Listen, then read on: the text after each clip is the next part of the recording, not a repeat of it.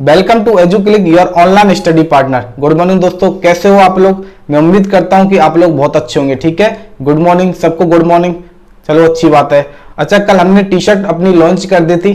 Okay, तो आप लोगों ने, बहुत से लोगों ने कमेंट भी किए थे सर कि काफ़ी अच्छी लग रही है, आपका कलर भी बहुत शानदार है, काफ़ी मज़ा आने वाला है। ओके, तो आज हम सब लोग टी शर्ट में ही आने वाले हैं। तो आज के बाद जो भी अपनी वीडियो आएगी, जो भी अपना सेशन रहेगा, उसमें हम टी शर्ट में ही आएंगे। ठीक है, तो वैसे हमें भी काफ़ी अच्छा लग रहा है, शानदार लुक है टी शर्ट का और एक अपने आप में एक ड्रेस कोड बन चुका है। ठीक है, तो बहुत शानदार, बहुत बहुत उम्दा मज़ा आने वाला है। तो आने वाले टाइम पे बहुत कुछ करने वाले हैं आपके लिए, और इसी तरह से अब क्या पूरे जोश के साथ बहुत तगड़ा पढ़ाएंगे, बहुत मजा आएगा। ओके, तो आप लोगों को भी अच्छे से ध्यान रखना है और आपको अपना प्यार सपोर्ट हमारे साथ बना के रखना है। ठीक है, इस सेशन को आप ज़्यादा से ज़्यादा शेयर कर दो, और सबसे पहले आपको आते ही यही करना होता है कि वीडियो को लाइक करना होता है और क्या करना होता है, शेयर करना होता है। ठीक है, तो आपका चैप्टर नंबर 6 चल रहा है आपके साइंस का। तो चैप्टर नंबर 6 में मैंने आपको क्या करा दिया है, चैप्टर नंबर 6 में हम पहुंच चुके थे रासायनिक अभिक्रियाओं पर। तो रासायनिक अभिक्रियाओं में मैंने आपको सबसे पहले संयुग्मन अभिक्रिया, विस्थापन अभिक्रिया, द्विविस्थापन अभिक्रिया और अपघटनीय अभिक्रियाओं के बारे में मैंने आपको बता दिया था। उससे पहले रासायनिक परिवर्तन और भौतिक परिवर्तन ये हम कर चुके थे। ठीक है, तो आज हम स्टार्ट करते हैं अपने चैप्टर को। सबसे पहले हम स्टार्ट करेंगे जो हम रोजाना करते थे, यानी कि केमिस्ट्री के 1 से 30 तक के एलिमेंट को हम बोर्ड पे लिखेंगे और आप मेरे साथ रिवाइज करोगे और अपनी कॉपी में लिखोगे। ठीक है, चलो फिर चैप्टर स्टार्ट करते। और आपको ध्यान रखना है, ध्यान देना है, अच्छे से स्टडी करनी है, फालतू बातों पर ध्यान नहीं देना है। ज्यादा आप चटाचटी पर ध्यान मत दिया करो, ज्यादा से ज्यादा स्टडी किया करो और ज्यादा से ज्यादा अपनी क्लास पे फोकस किया करो। चलो स्टार्ट करते हैं फिर। चैप्टर का नाम मैं लिख देता हूं, आपको यहां पर दिख रहा होगा शायद। चैप्टर का नाम है रासायनिक अभिक्रियाएं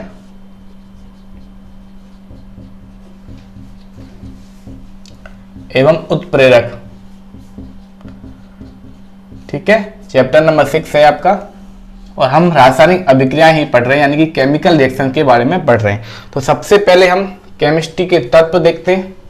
ओके, कहां से कहां तक, 1 से 30 तक के आवाज सारणी में आते हैं, जो आपको याद हो गए होंगे मेरे हिसाब से अब तक। तो स्टार्ट कीजिए। परमाणु क्रमांक 1 से hydrogen, helium, lithium, beryllium, boron, carbon, nitrogen, oxygen, fluorine और नियोन। 11वें नंबर पर सोडियम, मैग्नीशियम। 13वें नंबर पर एल्यूमिनियम, सिलिकॉन, फास्फोरस। ठीक है, 16 परमाणु क्रमांक आता है सल्फर का, 17 क्लोरीन, 18 आर्गन का। ठीक है, 19 potassium, calcium, 21 scandium, titanium, 23 vanadium, 24 chromium,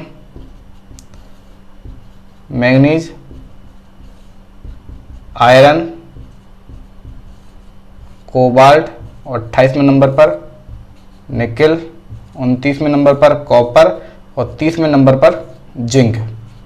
ठीक है, मेरे साथ एक बार रिवाइज करिए।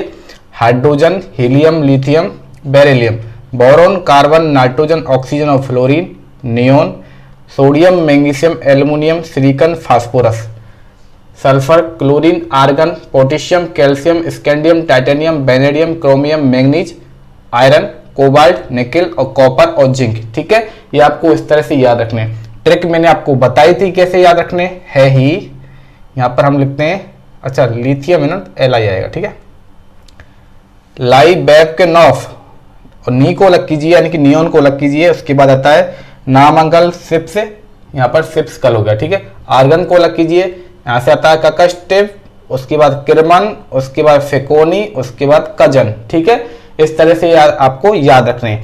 ये तो चलो टिक हो गई, लेकिन आपको डायरेक्टली याद रखने, मैंने आपको यही प्रायोरिटी दी है कि सबसे पहले आपको ये डायरेक्टली ही याद रखने हैं। ठीक है, किसी भी तरह से याद करो लेकिन डायरेक्टली आपको आने ही चाहिए। ठीक है, टाइटेनियम 22वें नंबर पर आता है, यानी कि टाइटेनियम का परमाणु क्रमांक कितना होता है, 22 होता है। हम बात करते हैं कोबाल्ट की, तो कोबाल्ट का परमाणु क्रमांक कितना होता है, 27 होता है। हम बात करते हैं नियोन की, तो नियोन का जो परमाणु क्रमांक होता है कितना होता है, 10 होता है। हम बात करते हैं हीलियम की, हीलियम का परमाणु क्रमांक कितना होता है, 2 होता है। तो इस तरह से ये आपको डायरेक्टली याद होना ही चाहिए, ठीक है। अब आते हैं हम अपने चैप्टर के टॉपिक पर।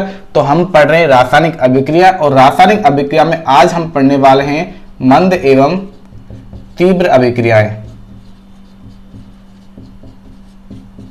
अभिक्रियाएं यानी कि slow reaction and fast reaction, ठीक है। तो सबसे पहले मैं आपको बताता हूं तीव्र अभिक्रियाओं के बारे में।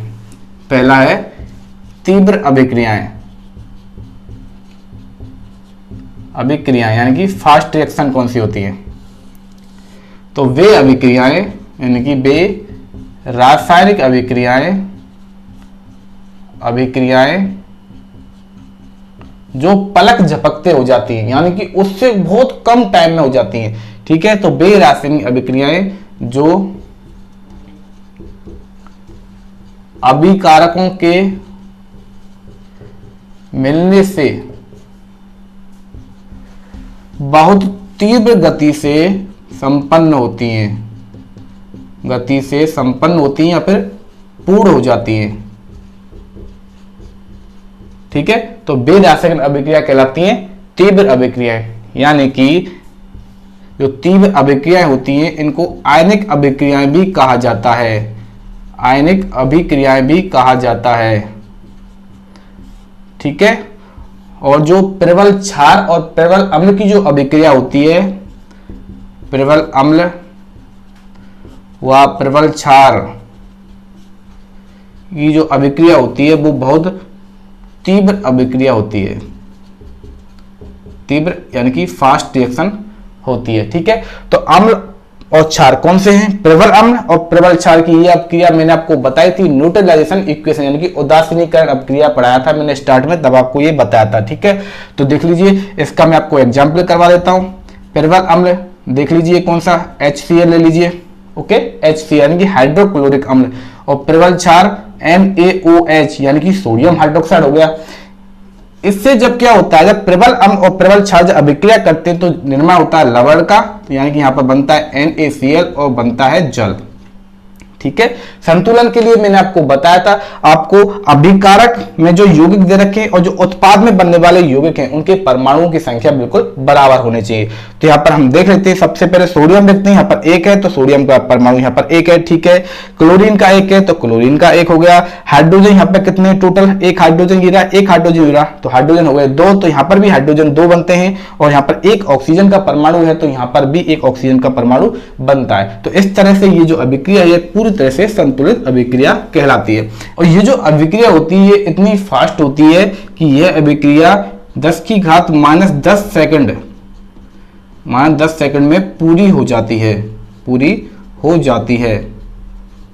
अब आप सोच सकते हो कि 10 की घात -10 सेकंड का मतलब कितना होता है, यानी कि 1 सेकंड का 10 अरबवां भाग, कौन सा भाग, 1 सेकंड का 10 अरबवां भाग, यानी कि 1 सेकंड का आधा भाग कितना होता है, तो आप सोच लीजिए 1 सेकंड का 10वां भाग कितना होता है, 1 सेकंड का 100वां भाग, 1000वां भाग, लाख, 10 लाख, आगे जाके 10 अरबवां भाग होता है। तो 1 सेकंड के 10 अरबवें भाग में, यानी कि बहुत मतलब सोच ही नहीं सकते इतने में पूरी हो जाती है, ठीक है। तो 1 सेकंड के 10 अरबवें भाग में ये क्या होती है, पूरी हो जाती है। तो 10 अरब का मतलब होता है 10 की घात कितना होता है, 10 होता है, ठीक है। यानी कि यदि मैं 10 की घात -10 को यदि मैं सॉल्व करता हूं तो आता है यहाँ पर 1 लिख देते हैं, और 10 की घात यदि माइनस के रूप में होती है तो वापस नीचे आती है तो क्या ये प्लस में चेंज हो जाती है, यानी कि 10 की घात 10 इसको लिखा जा सकता है। 10 की घात 10 का मतलब होता है कि 1 बटे में 1 और इसके पीछे ऐसी तरह के 10 जीरो लगाते चले जाओ तो ये बनता है 10 अरब, ठीक है। तो इस प्रकार से ये जो तीव्र अभिक्रिया होती है वो 10 की घात -10 सेकंड में पूरी हो जाती है, ठीक है। और देखते हैं एक अभिक्रिया के बारे में और बताता हूं, एक एग्जांपल और बताता हूं मैं आपको। एक दूसरा एग्जांपल है इसका कि जब AgNO3 यानी कि जब सिल्वर नाइट्रेट की क्रिया जब करवाई जाती है हाइड्रोक्लोरिक अम्ल के साथ, किसकी, जब सिल्वर नाइट्रेट की क्रिया जब हाइड्रोक्लोरिक अम्ल के साथ करवाई जाती है तो सिल्वर क्लोराइड का श्वेत अक्षेप बनता है, सिल्वर क्लोराइड का श्वेत अक्षेप बनता है। यह कैसा रहता है, श्वेत रंग का पदार्थ होता है, ठीक है। और इसके साथ साथ जो यहाँ पर बनता है नाइट्रिक अम्ल। ठीक है, क्या बनता है? नाइट्रिक अम्ल यानी कि HNO3। तो सिल्वर नाइट्रेट की क्रिया जब हाइड्रोक्लोरिक अम्ल के साथ करवाई जाती है तो HNO3 यानी कि नाइट्रिक अम्ल का निर्माण होता है और इसके साथ साथ सिल्वर क्लोराइड का श्वेत अवक्षेप हमें प्राप्त होता है। तो ये अभिक्रिया होती है, ये इतनी फास्ट अभिक्रिया होती है जो इस प्रबल अम्ल और प्रबल क्षार की अभिक्रिया से भी फास्ट अभिक्रिया होती है। यानी कि इस अभिक्रिया को पूर्ण होने में कितना टाइम लगता है? देखते हैं कि इसका जो अर्ध आयुकाल होता है, अर्ध आयुकाल। अब ये अर्धायुकाल क्या बीमारी है? तो अर्धायुकाल का मतलब होता है कि जो अभिकारक होते हैं, इन अभिकारकों की जब आधी मात्रा उत्पाद में बदल जाती है तो वह समय कहलाता है अर्धायुकाल। यानी कि यदि यहां पर 50 ग्राम यदि हमने अभिकारक लिए हैं और यदि 50 ग्राम में से यहां पर 25 ग्राम तो उत्पाद में बदल गए, ठीक है, अब यहां पर कितना रह गया? यहां पर 25 ग्राम बाकी रह जाता है। तो इस 50 ग्राम से 25 ग्राम रह जाने का जो समय होता है वो अर्धायुकाल कहलाता है। तो इस अभिक्रिया का जो अर्धायुकाल होता है, यानी आधा समय लगा लीजिए आप मोटा मोटा, तो वो होता है 10⁻⁻12 सेकंड। ठीक है, 10⁻⁻12 सेकंड, यानी कि ये 10⁻10 तो हो गया 10 अरब, उसके बाद आता है खरब और उसके बाद 10 खरब। तो इस प्रकार से ये 1 सेकंड के 10 खरबवें भाग में पूरी हो जाती है। तो ये अभिक्रिया बहुत ज्यादा फास्ट अभिक्रिया कहलाती है। ठीक है, तो इसे कहा जाता है तीव्र अभिक्रिया है। ये अभिक्रिया होती कैसी?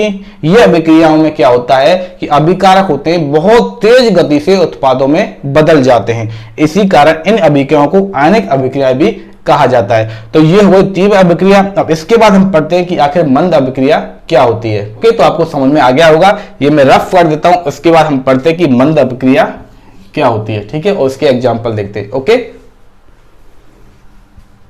तो नेक्स्ट जो अभिक्रिया है वो है मंद अभिक्रिया, यानी कि स्लो रिएक्शन। ठीक है, स्लो रिएक्शंस। आखिर मंद अभिक्रिया क्या होती है? मंद का मतलब आपको पता चल गया होगा कि बहुत स्लो मतलब बहुत धीरे, यानी कि बहुत ही धीरे। ठीक है, तो वे रासायनिक अभिक्रियाएं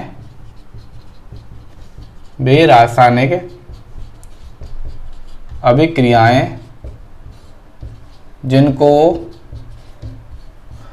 पूरा होने में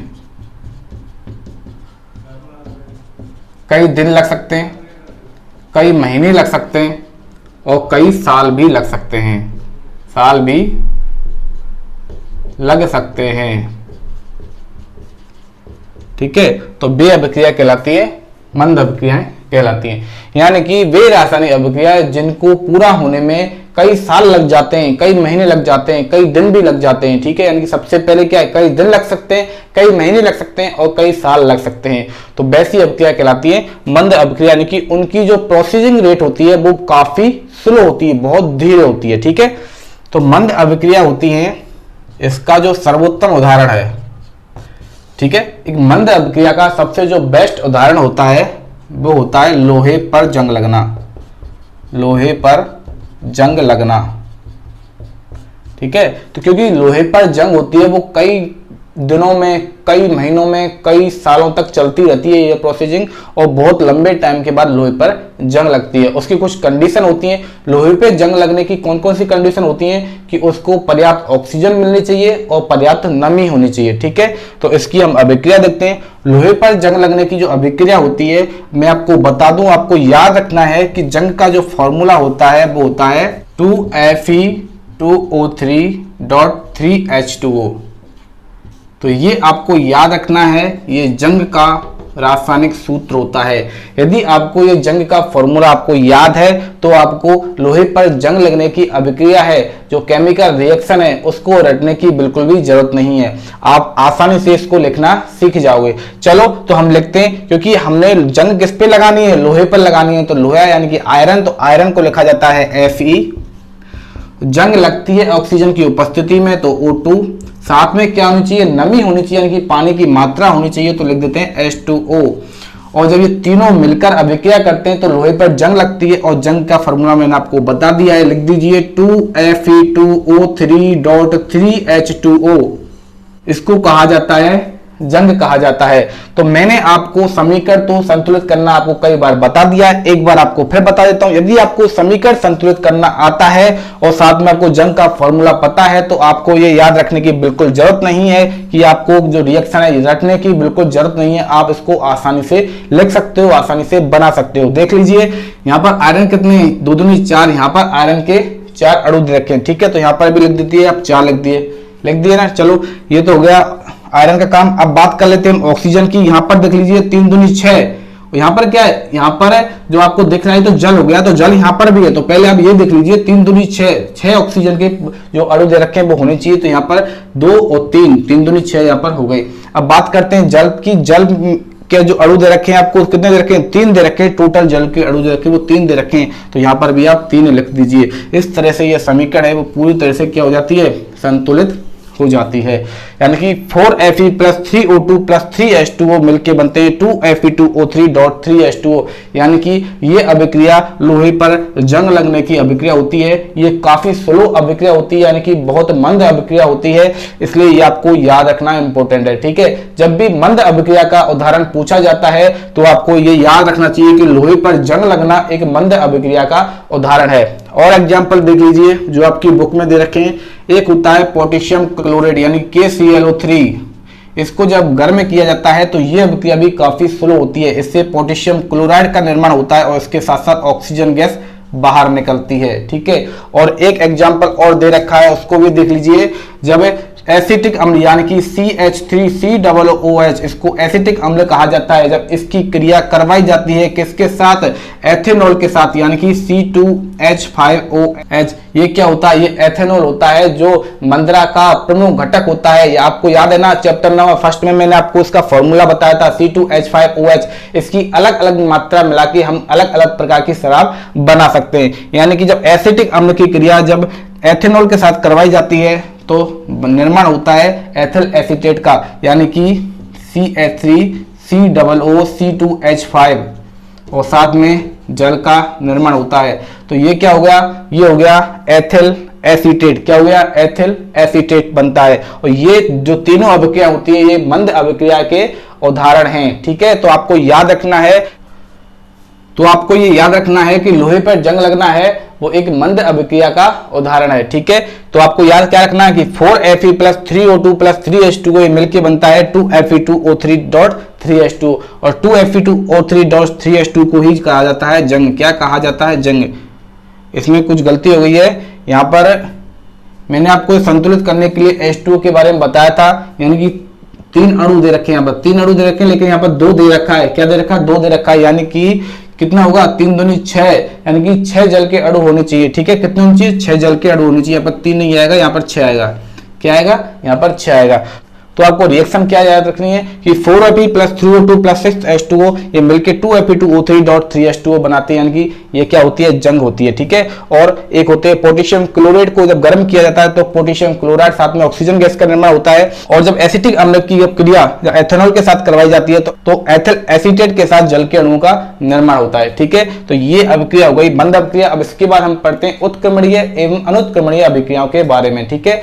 तो उसके बारे में मैंने आपको पहले भी बता दिया था जब रासायनिक परिवर्तन और भौतिक परिवर्तन पढ़ाए थे, लेकिन एक बार फिर से देख लेते हैं। ये मैं रफ कर देता हूं, उसके बाद हम उनको देख लेते हैं, उनको पढ़ लेते हैं, ओके। तो अपना जब नेक्स्ट जो अभिक्रिया का प्रकार है वो है अनुत्क्रमणीय अभिक्रियाएं। अनुत्क्रमणीय अभिक्रिया।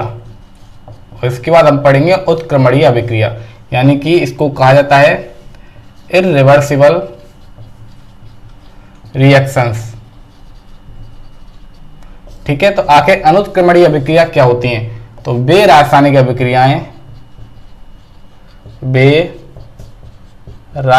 अभिक्रियाएं जिनमें जो अभिकारक होते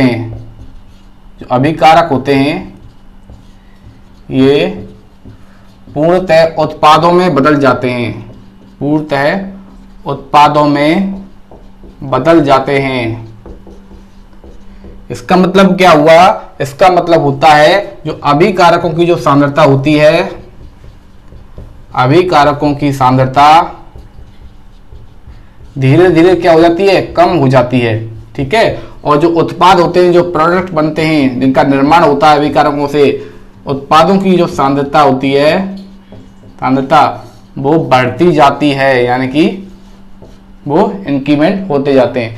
तो इस अभिक्रिया में क्या होता है कि वे रासायनिक अभिक्रियाएं जिनमें अभिकारक होते हैं वो पूर्णतः उत्पादों में बदल जाते हैं, यानी कि अभिकारकों की सांद्रता कम होती चली जाएगी और उत्पादों की सांद्रता बढ़ती चली जाएगी। इस प्रकार से ये अभिक्रियाएं एक समय पे आकर पूरी तरह से बंद हो जाएंगी। ठीक है, इसी कारण इन अभिक्रियाओं को एक दिशीय अभिक्रिया भी कहा जाता है, यानी कि ये एक दिशा में चलती हैं, अभिक्रिया भी कहा जाता है। इसका मतलब क्या हुआ कि ये अभिक्रिया केवल एक ही दिशा में चलती हैं, यानी कि अभिकारक होते हैं, अभिकारकों से उत्पादों का निर्माण होता है। ठीक है, तो जब अभिकारकों की सांद्रता खत्म हो जाएगी और पूरी तरह वो बदल जाएंगे उत्पादों में, तो वापस उत्पादों से अभिकारक को प्राप्त नहीं किया जा सकता, यानी कि यह अभिक्रिया केवल एक ही दिशा में चलती है, यानी कि अभिकारक से उत्पाद ही बनेंगे, उत्पादों से अभिकारक नहीं बन सकते। यदि उत्पादों से अभिकारक बन जाए तो यह अभिक्रिया रिवर्सिबल यानी कि उत्क्रमणीय अभिक्रिया बन जाएगी। ठीक है, लेकिन अपन पढ़ रहे हैं अनुत्क्रमणीय अभिक्रिया, तो जिसमें अभिकारकों से उत्पाद बनते हैं लेकिन उत्पादों से अभिकारक नहीं बन सकते। इसी कारण यह अभिक्रिया एक दिशीय होती है, यानी कि एक दिशा में चलती है, और इसको व्यक्त करने के लिए एक साधारण तीर के निशान का उपयोग किया जाता है, यानी कि एक साधारण एरो का उपयोग किया जाता है, जो दिख रहा है ना आपको इस तरह से। तो इसको इस प्रकार से व्यक्त किया जाता है एक साधारण तीर के निशान से। ठीक है, तो आपको मैं कुछ एग्जाम्पल बता देता हूं। जैसे कोयले का जो दहन होता है, यानी कि जब कार्बन जलता है ऑक्सीजन की उपस्थिति में, तो कार्बन डाइऑक्साइड गैस का निर्माण होता है। तो ये आपको जो एक सिंगल एरो दिख रहा है, ये अनुत्क्रमणीय अभिक्रिया का उदाहरण है, यानी कि जब कार्बन ऑक्सीजन के साथ जलेगा तो कार्बन डाइऑक्साइड गैस बन जाएगी, यानी कि अभिकारक पूर्णतः चेंज हो जाएंगे, किसमें, कार्बन डाइऑक्साइड गैस में। लेकिन वापस से हम कार्बन डाइऑक्साइड गैस से ना तो ऑक्सीजन प्राप्त कर पाएंगे ना ही कार्बन प्राप्त कर पाएंगे। ठीक है, यानी कि यह अभिक्रिया वापस नहीं मुड़ सकती। इसी तरह से और देख लीजिए, एक दूसरा एग्जाम्पल दे रखा है, मेथेन CH4। जब मेथेन को ऑक्सीजन की उपस्थिति में जलाया जाता है तो निर्माण होता है CO2 का। किसका निर्माण होता है, CO2 का निर्माण होता है, और साथ में जल बनता है। ठीक है, तो यहाँ पर संतुलित करके देख लीजिए, यहाँ पर हाइड्रोजन कितने हैं, 4, तो यहाँ पे हाइड्रोजन कितने, 2, यहाँ पर 2 लगा दीजिए तो 4 हाइड्रोजन पूरे हो जाते हैं। एक कार्बन है, यहाँ पर एक कार्बन है, ठीक है, कोई बात नहीं। यहाँ पर ऑक्सीजन कितने हैं, 2, यहाँ पर ऑक्सीजन कितने हैं, 2 और 2 4 हो गए। ठीक है, ऑक्सीजन कितने, 4 हो गए, तो यहाँ पर कर दीजिए 2, यहाँ पर हमने कितने कर दिए, 2, यानी कि CH4 की क्रिया जब ऑक्सीजन की उपस्थिति में करवाई जाती है तो कार्बन डाइऑक्साइड गैस के साथ साथ जल के अणुओं का निर्माण होता है, लेकिन वापस हम कार्बन डाइऑक्साइड गैस से मेथेन को प्राप्त नहीं कर सकते। ओके, तो इसी कारण इन अभिक्रियाओं को अनुत्क्रमणीय अभिक्रिया कहा जाता है, क्योंकि ये क्या एक दिशा में चलती है। इनसे केवल अभिकारकों से उत्पादों का निर्माण हो सकता है, उत्पादों से वापस अभिकारक का निर्माण नहीं हो सकता। इसी कारण इन अभिक्रियाओं को इरिवर्सिबल भी कहा जाता है, यानी कि रिवर्स नहीं होने वाली अभिक्रियाएं क्या कहलाएंगी, अनुत्क्रमणीय अभिक्रियाएं कहलाएंगी। ठीक है, अब इसके बाद हम पढ़ते हैं उत्क्रमणीय अभिक्रियाओं के बारे में, तो ये मैं रफ कर देता हूं, और उसके बाद हम पढ़ते हैं कि उत्क्रमणीय अभिक्रिया आखिर क्या होती है। ओके, अब जो अपनी नेक्स्ट अभिक्रिया है वो है उत्क्रमणीय अभिक्रिया, यानी कि रिवर्सिबल प्रोसेस, रिवर्सिबल रिएक्शन। जैसा कि आपको नाम से पता चल रहा है रिवर्सिबल, यानी कि वो रिवर्स हो जाएगी। ठीक है, इसके बारे में मैंने आपको पहले बता तो दिया था। तो ये क्या है, एक रिवर्सिबल प्रोसेस होती है, यानी कि रिवर्सिबल रिएक्शन होती है, यानी कि ये वापस रिवर्स हो सकती है। तो वे रासायनिक अभिक्रियाएं जिनमें अभिकारकों से उत्पादों का निर्माण होता है, एवं उसी समय तथा उन्हीं परिस्थितियों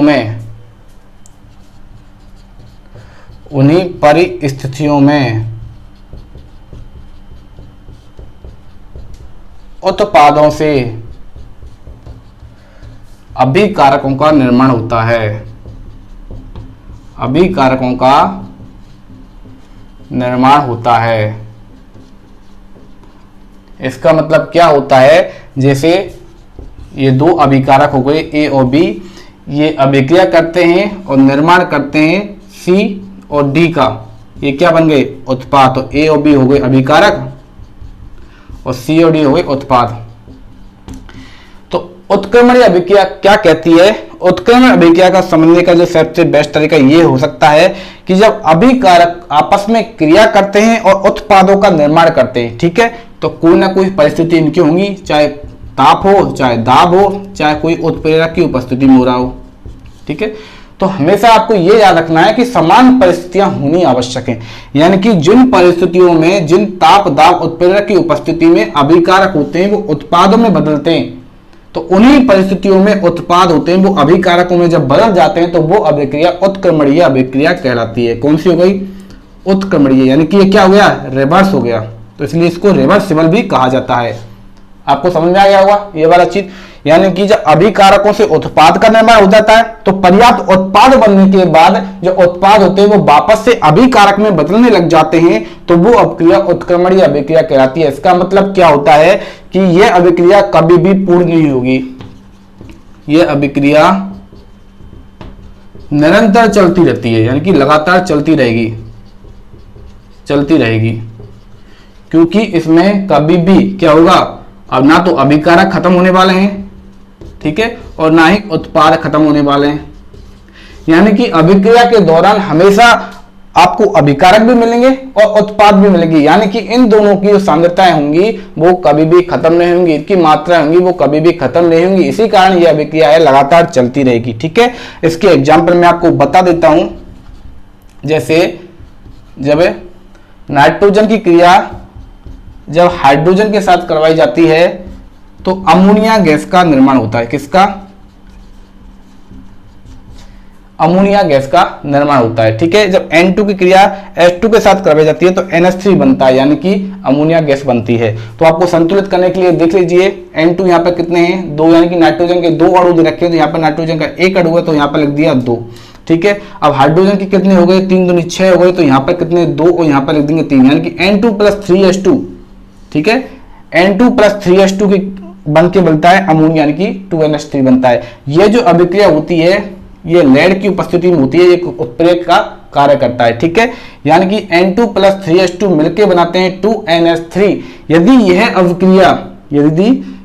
अभिक्रिया NH3 बनने के बाद यदि NH3 वापस से निर्माण कर देता है नाइट्रोजन गैस का, तो यह अभिक्रिया क्या कहलाती है, उत्क्रमणीय अभिक्रिया कहलाती है। और यह अभिक्रिया का उदाहरण बिल्कुल सही है, क्योंकि नाइट्रोजन से अमोनिया गैस बन जाती है तो वापस से अमोनिया होती है वो नाइट्रोजन और हाइड्रोजन गैस का निर्माण कर जाती है, ठीक है। तो इसी कारण इस अभिक्रिया को उत्क्रमणीय अभिक्रिया कहा जाता है। और इसका जो साइन होता है वो इस तरह से होता है, ठीक है, इस तरह से होता है। ये आपको जो दिख रहा है ये होता है उत्क्रमणीय अभिक्रिया का साइन होता है, यानी कि इसका क्या होता है, सिंबल होता है। तो जब ये सिंबल आपको दिखे तो आपको पता होना चाहिए कि भाई ये उत्क्रमणीय अभिक्रिया है। इसका मतलब यहां से अभिकारकों से उत्पादों का निर्माण हो गया और यहां से उत्पादों से अभिकारक का निर्माण हो जाता है, तो ये अभिक्रिया उत्क्रमणीय अभिक्रिया हो गई, ठीक है। और इसके भाग दे रखे, यानी कि और देखिए कि जैसे मैंने आपको क्या बताया था, यहां पर बताया था, यहां लिख देता हूं कि A B मिलकर निर्माण करते हैं किसका, C + D का, ठीक है। तो ये अभिक्रिया कैसी जा रही है, आगे की तरफ जा रही है, क्योंकि अभिकारकों से उत्पादों का निर्माण हो गया है, अभिकारकों से उत्पादों का निर्माण हुआ है, किससे, उत्पादों का निर्माण हुआ, यानी कि ये अभिक्रिया एक दिशा में गई है, ठीक है। तो इसको कहा जाता है अग्र अभिक्रिया। क्या कहा जाता है, अग्र अभिक्रिया। और अग्र अभिक्रिया को हम इंग्लिश में बोलेंगे फॉरवर्ड रिएक्शन। क्या बोलेंगे, फॉरवर्ड रिएक्शन, ठीक है। जब यदि ये C + D होते हैं, क्योंकि उत्क्रमणीय अभिक्रिया है, इसी कारण क्या होंगे, उत्पाद वापस से अभिकारकों का निर्माण करेंगे। जब C + D है, निर्माण करते हैं किसका, A + B का। किसका निर्माण करते हैं, A + B का निर्माण करते हैं। कैसे करेंगे, ये तो यहां पर आधा हो गया और ये इस तरह से बन जाएगी। ठीक है, जब C+D A+B का निर्माण करेंगे यानी कि यह अभिक्रिया कैसे आई है, वापस आई है, यानी कि इसको पश्च अभिक्रिया कहा जाएगा। क्या कहा जाएगा, पश्च अभिक्रिया। और पश्च अभिक्रिया का एक नाम और होता है प्रतीप अभिक्रिया, प्रतीप अभिक्रिया, और इसको इंग्लिश में कहा जाता है बैकवार्ड रिएक्शन। क्या कहा जाता है, बैकवार्ड रिएक्शन।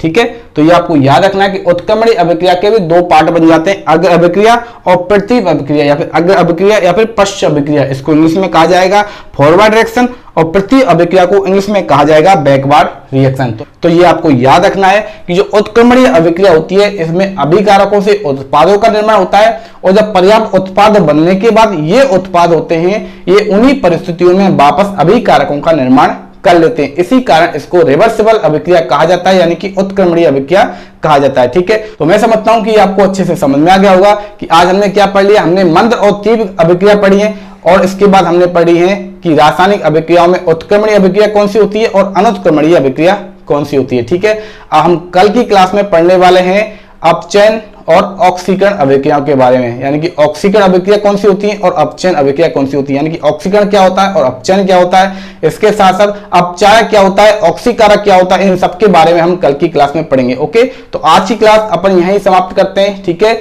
इसकी पीडीएफ है वो आपको डिस्क्रिप्शन बॉक्स में अवेलेबल हो जाएगी। आपको पता है कि डिस्क्रिप्शन बॉक्स में कैसे डाउनलोड करना है। ठीक है, डिस्क्रिप्शन बॉक्स में जाना है, वहां पर पीडीएफ अवेलेबल के नीचे जो ब्लू कलर की लिंक होती है उस पर क्लिक करना है और ड्राइव से आप डाउनलोड कर सकते हो।